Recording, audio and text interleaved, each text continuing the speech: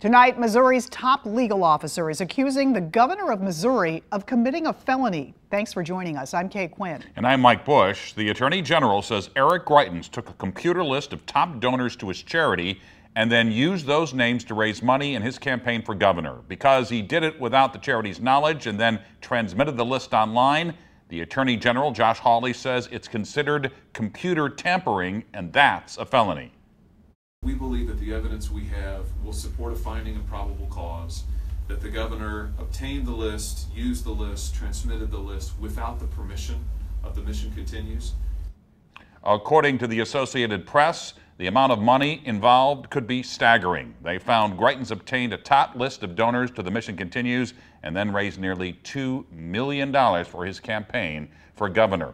Governor Greitens didn't wait long to fire off his reaction, quote, "Fortunately for Josh, he's better at press conferences than the law.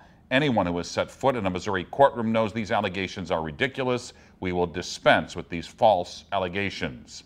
Because these possible crimes happened in St. Louis, it's now up to the circuit attorney, the city's circuit attorney, to decide whether or not to file charges. So what would it mean if the governor were to be charged? We asked 5 on Your Side's Kaya Edwards to take a closer look. Kaya? Well, we are outside of the circuit attorney's office, and this is where a decision about charges would be made. If that happens, and if the governor were to be convicted of a crime, the question is, could he stay in office?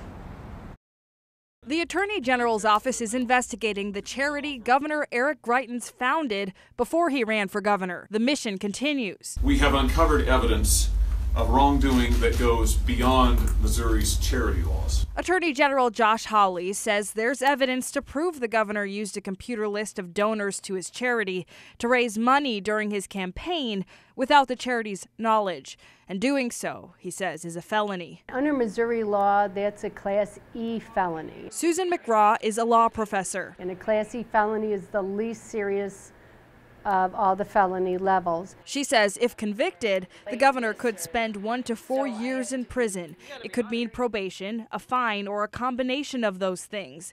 However, the circuit attorney would need to file charges first. One of the problems that Mr. Hawley discussed was the statute of limitations. These are charges that need to be brought within 3 years of the time that the alleged action took place. McGraw says it's important to consider what the state can in fact prove. You could have 10 charges, and if you can't make any of those charges beyond a reasonable doubt, then they shouldn't have any effect at all. Now, circling back to that question, if the governor is accused or convicted of computer tampering, could he stay in office? Well, McGraw tells us it would be up to the legislature to decide. Reporting live from downtown St. Louis, Kaya Edwards, 5 on Your Side. Of course, the governor faces another separate criminal investigation. A judge could dismiss the felony invasion of privacy charges facing the governor in just a couple of days. Greitens' defense team asked the judge to throw out the case, saying the circuit attorney withheld evidence. The circuit attorney denies that claim.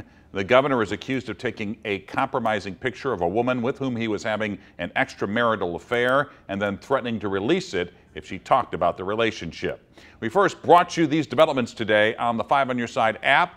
Download the app for free to stay up to date on this story and others and the latest news.